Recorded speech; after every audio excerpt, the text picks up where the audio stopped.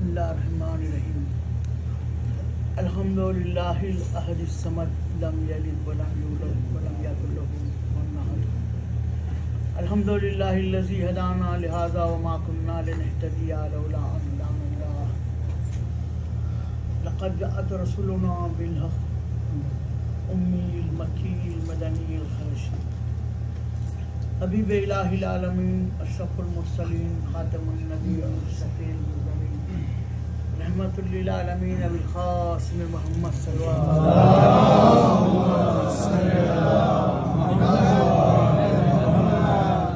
अल इमामिल मुज़फ़्फ़र अश-शजाइल ग़ज़नफ़र क़ासिम तूबा व सख़र मीज़ानिल अमाल मुक़ल्लिबिल अहवाल यासुबुद्दीन अमीरुल मोमिनीन अली इब्न अबी तालिब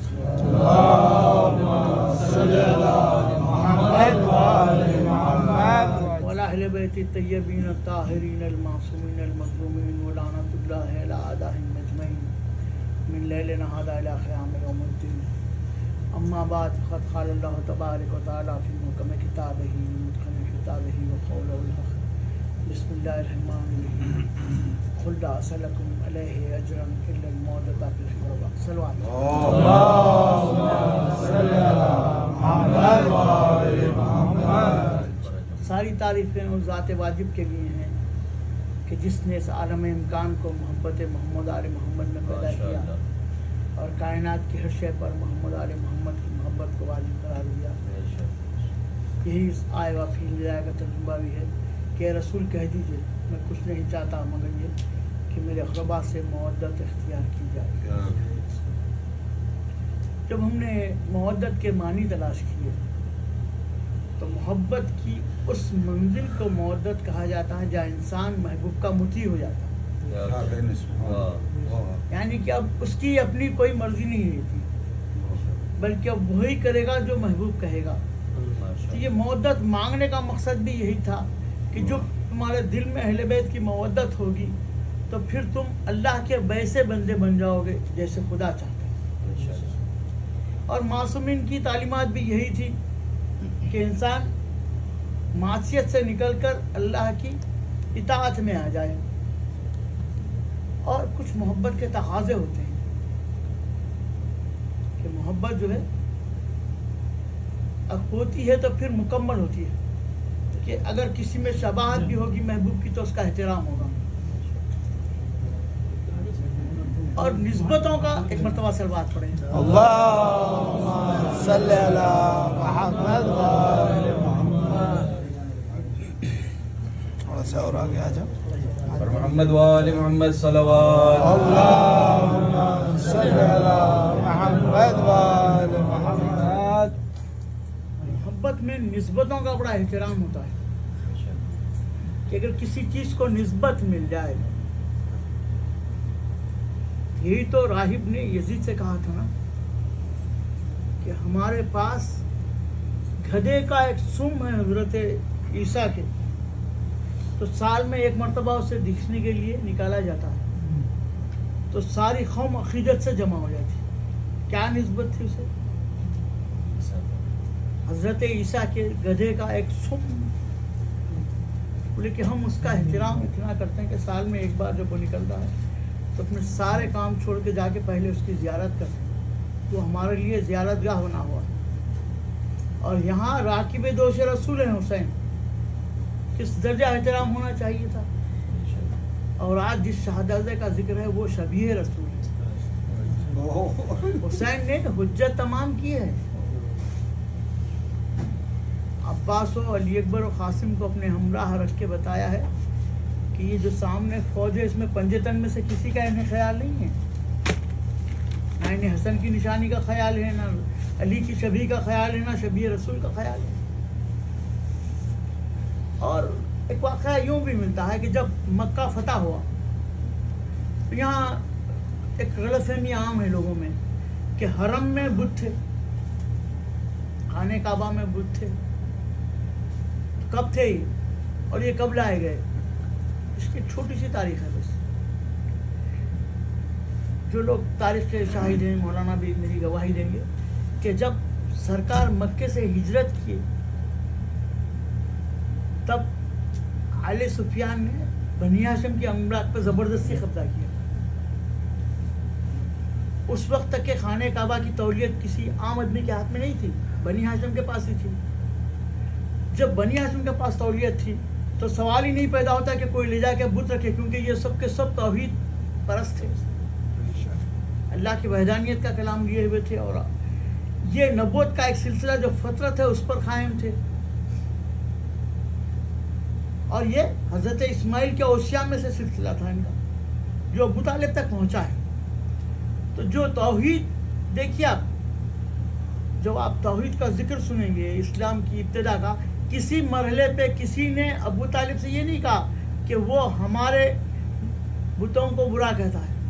अपनी तरफ का क्या इशारा, अबू तालिब को अपने साथ शामिल नहीं किया कि भाई तुम भी बुतों को पूछते हो, एक मंजिल पे तो कोई कहता।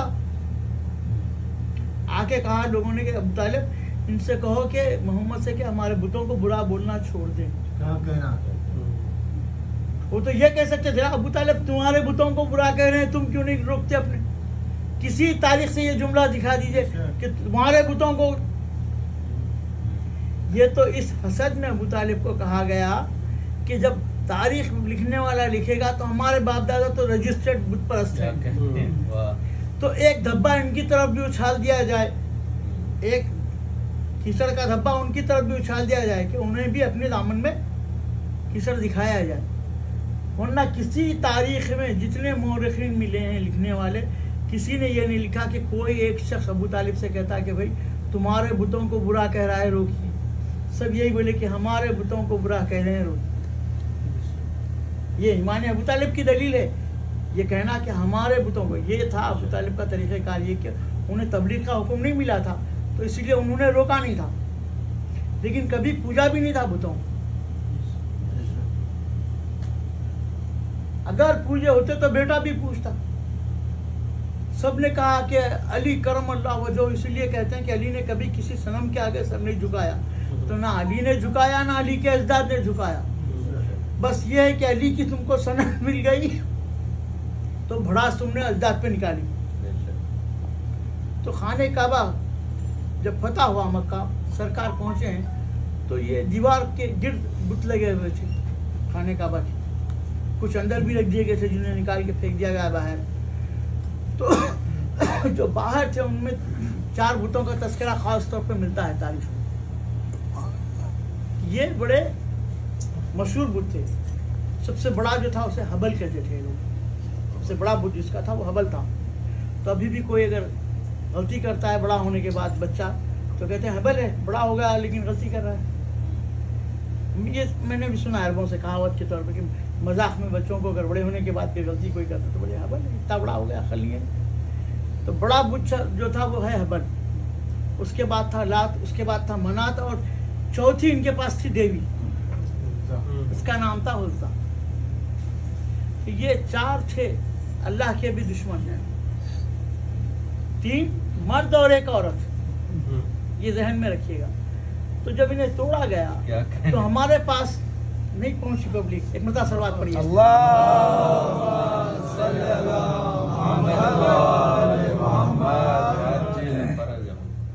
जो लोग उम्रे को जाते हैं कहते हैं कि अहकाम में लिखा हुआ है कि बाब सलाम से दाखिल हो। क्यों दाखिल हो बाब सलाम से? ये भी पढ़िए आप, तारीख में लिखा हुआ है कि हबल को तोड़कर बाबू सलाम के सामने बिछा दिया गया था और कहा था कि अब इसे रौंदो। कल तक जिसे पूछते थे अब इसे रौंदो, इसके ऊपर से चल के चलो ताकि तुम्हें सवाब ज्यादा मिले। बाब सलाम से दाखिल होने की जो इल्लत बयान की है किताबों में, जो लिखी भी हमारे उलमा ने जो हम तक पहुंचाई मासूमिन के इरशादात से, कि हबल को तोड़कर बिछा दिया गया था बाब सलाम तक खाने काबा से जमीन पर, और कहा था कि अब इसको रौंदो पैरों से। तो जब बुत तोड़ रहे थे मौलाए कायनात, तो बुतों को तोड़ते तोड़ते हाथ रोक के एक सवाल किया रसूलुल्लाह से।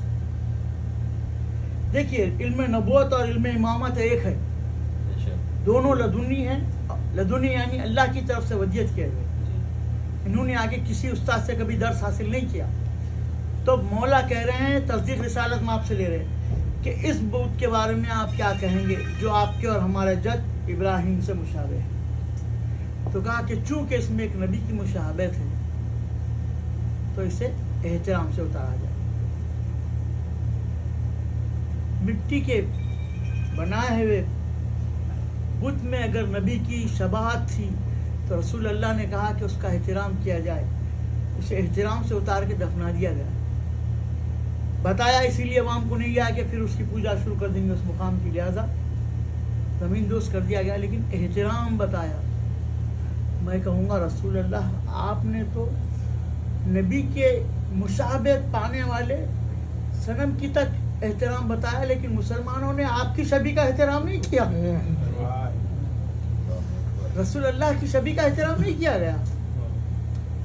शहजादे अली अकबर वो हैं कि जिनके लिए मिलता है, तारीख में है ये वाक़या कि मदीने में चले हैं एक बार निकल के अब्बास के साथ, थोड़ी सी मुसाफत तय करके ये लोग मस्जिद तक जाते थे या अपने मजरे तक जाते थे।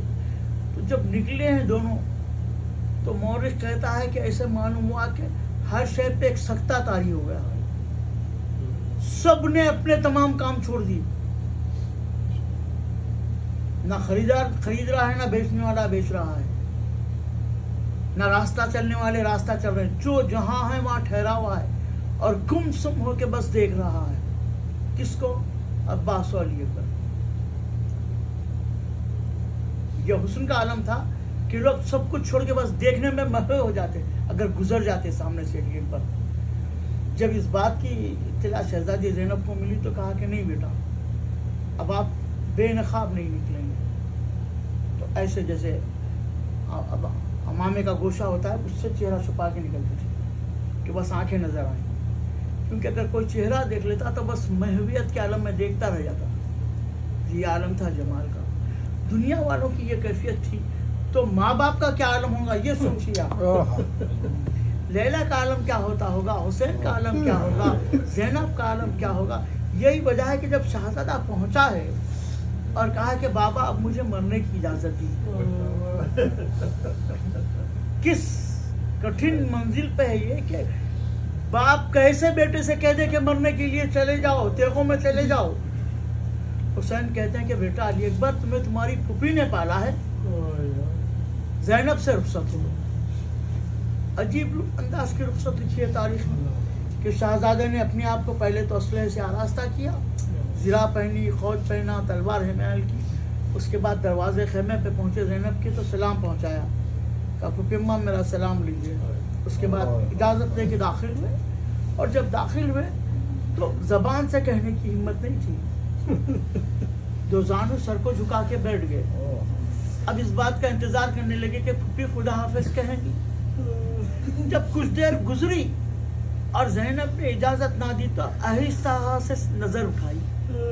अब जो नजर उठाई तो क्या देखा, सानिया ज़हरा का चेहरा आंसुओं से तरे।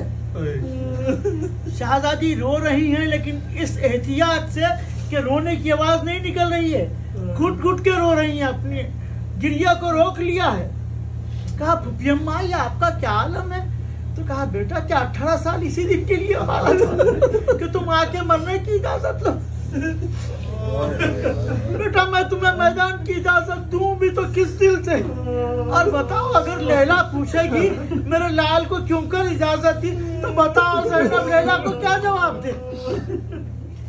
खातिल कहते हैं कि शहजादा बड़ा शीरी सुकून था तो अकबर ने आहिस्ता से कहा फूफी अम्मा मैदान से हलमिल मुबारिस की आवाज आ रही है कि है कोई जो मुकाबले के लिए आए। अगर मुझे जाने में देर होगी तो बाबा निकल जाएंगे। सोचिए अगर बाबा मैदान में गए तो दादी को क्या जवाब दीजिएगा? बेटा तुमने लाजवाब कर दिया, जाओ बेटा खुदा हाफिज। अब जो रुखसत होकर चले तो माँ के खेमे की तरफ चले। यहाँ बहुत कठिन मरहला था कि माँ को सलाम पहुँचाया और जाके बैठ गए और उसके बाद कहा कि माँ मैं कुछ कहना चाहता हूँ, कुछ मांगने आया हूँ। जब अकबर ने कहा ना कि मैं कुछ मांगने आया हूँ तो लैला ने तड़प के क्या कहा मालूम है? बेटा जब से तुमने बात करना सीखा है माँ के दिल में ये हसरत है कि तुम आगे कभी कोई चीज उससे मांग लो। ज़ैनब तुम्हारा इतना ख्याल रखती है कि तुम्हें भी कहने नहीं देती, पहले तुम्हारी ख्वाहिश की तकमील करती है। बताओ क्या चाहते हो? तो अब जवान बेटा कहता है माँ मुझे मरने की इजाजत दीजिए। मैं नहीं जानता कि माँ ने कैसे रुखसत किया, लेकिन मखातिल में ये मिला कि अकबर जिंदगी में ऐसे रुखसत हुए जैसे घर से जनाजा रुखसत होता है, भरे घर से जनाजा रुखसत होता है। खैमगाह से जब बाहर निकले तो हुसैन ने खुद कहा, अपने हाथों से रसूल का मामा बांधा, रसूल की अबा हिमायल की, रसूल की तलवार लगाई, रसूल के घोड़े उखाब पर सवार किया, और जब बेटे को बाजू थाम के सवार कर चुके तो अब दस्ते दुआ बुलंद किए और कहा कि बारैला तेरे हुजूर में अब उसे भेज रहा हूँ जो सूरत में, सीरत में, खल्क में, खुल्क में तेरे रसूल की छवि है। मैं जब कभी नाना की ज़ियारत का मुश्ताक होता तो अपने इस लाल को देख लिया करता। इधर अली अकबर चले तो ये तरीका है कि जब कोई घोड़े पे सवार होता है तो पहले चंद कदम आहिस्ता चलता है, उसके बाद घोड़े को एड़ दी जाती है कि वो तेजी से दौड़े। अली अकबर ने चंद कदम चलने के बाद चाहा कि घोड़े को एड़ दे कि गिरने की आवाज सुनी। अब जो पलट के देखा तो जहरा का लाल खा के करबला में था। एक मर्तबा घोड़े से कूद पड़े, हुसैन की खिदमत में आए, कहा बाबा ये आपका क्या आलम है, मैं तो आपसे रुखसत होके चला था, औलाद वालों का मजमा है, सभी जाने हुसैन की कर्ब से गुजरे हैं। फरमाते हैं बेटा मैं नहीं आ रहा हूँ पीछे, कलेजा है कि कैसे ले जा रहा है। अगर तुम्हारा कोई जवान बेटा होता तो तुम्हें मालूम होता कि जवान का कर्म क्या है। जाओ बेटा खुदा हाफिज। अब अकबर रुखसत हो के चले।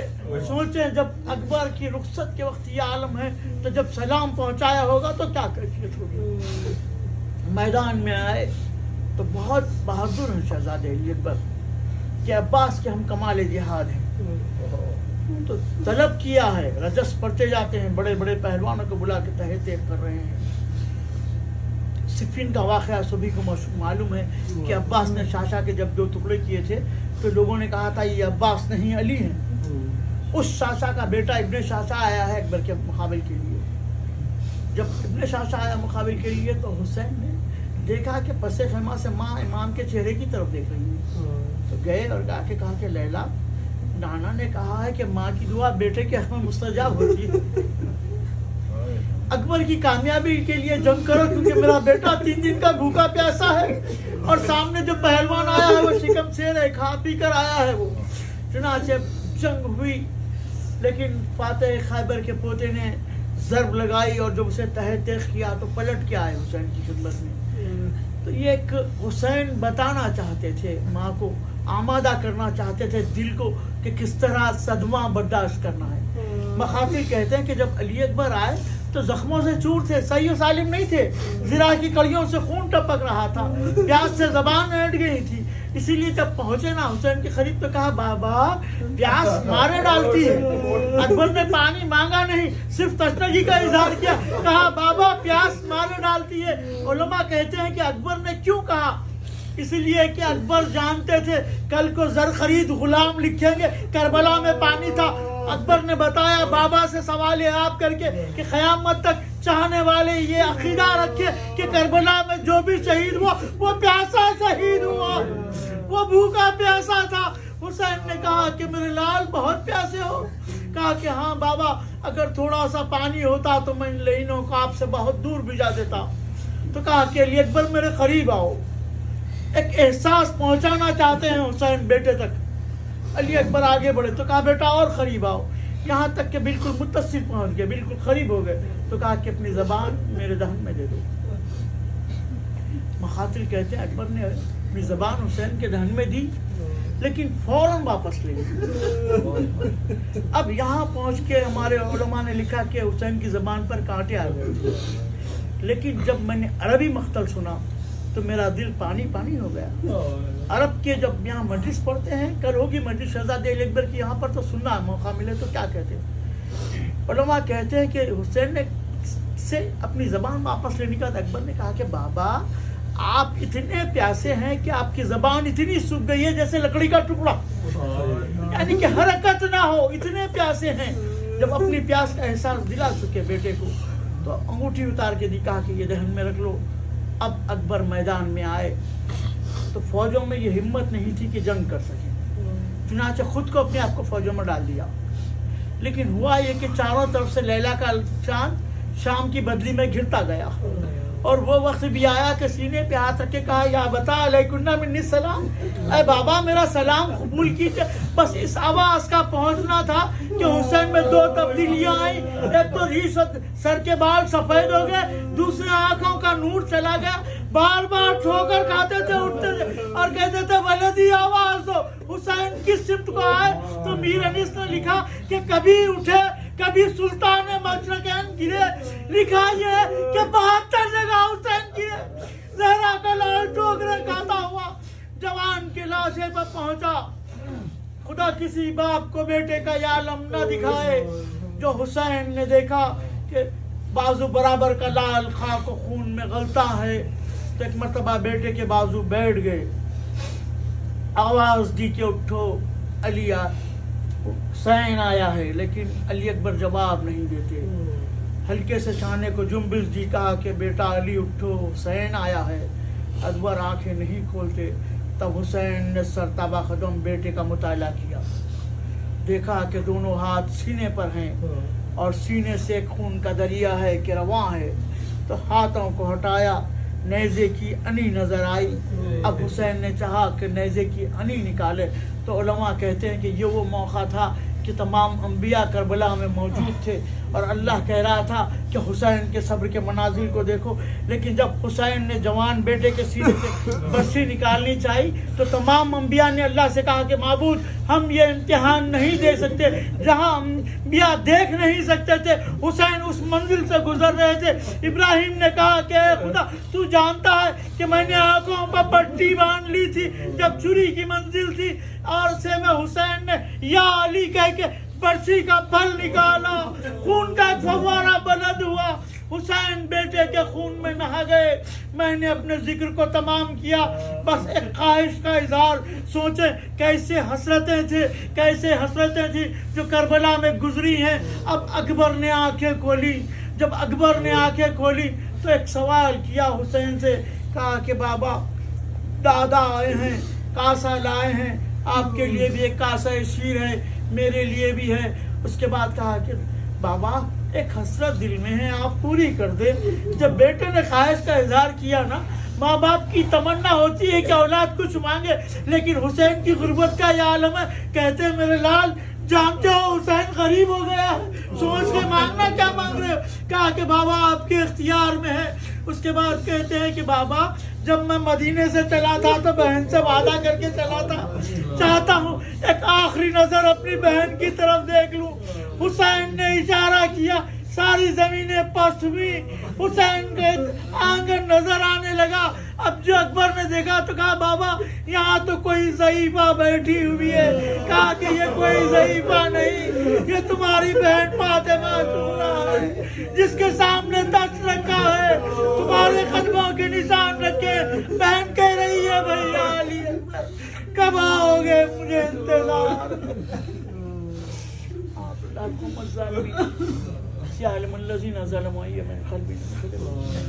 बारह नासों को सब कबूलियत अता फरमा। हम सब का खातिमा ईमान पर। मातम हुसैन।